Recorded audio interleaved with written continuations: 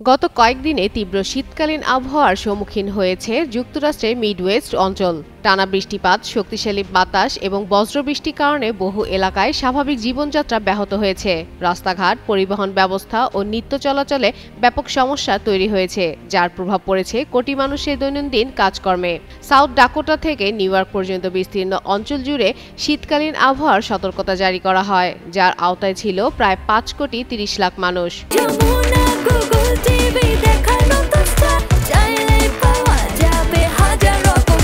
স্থানীয় কর্তৃপক্ষ জানিয়েছে, বহু এলাকায় রাস্তা পিচ্ছিল হয়ে পড়ে, দৃশ্যমানতা কমে যায় এবং যানবাহন চলাচল ঝুঁকিপূর্ণ হয়ে ওঠে। আইওয়ার্ডেস মাইনস বিমানবন্দরে রবিবার মধ্যরাত পর্যন্ত তুষারপাতের পরিমাণ রেকর্ড করা হয়েছে 10.9 ইঞ্চি, যা জানুয়ারি 2024-এর পর শহরটিতে সবচেয়ে বেশি টানা 2 দিনে তুষারপাত। তুষারঝড়ের কারণে বেশ কয়েকটি ফ্লাইট বাতিল ও বিলম্ব হয়, যাত্রীদেরও দীর্ঘ অপেক্ষার মুখে পড়তে হয়।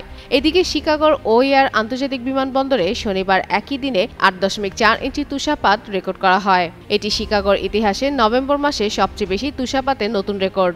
বরফে ঢেকে যাওয়ার রাস্তায় স্বাভাবিক চলাচল ব্যাহত হওয়ায় ইলিনয় স্টেট পুলিশ শুধু শনিবারই প্রায় 500টি গাড়ি দুর্ঘটনার তথ্য নিশ্চিত করেছে।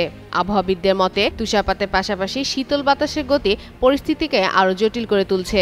ফলে হাইওয়ে ও শহরাঞ্চলে চলাচলে সতর্কতা অবলম্বন করার পরামর্শ দেওয়া হয়েছে।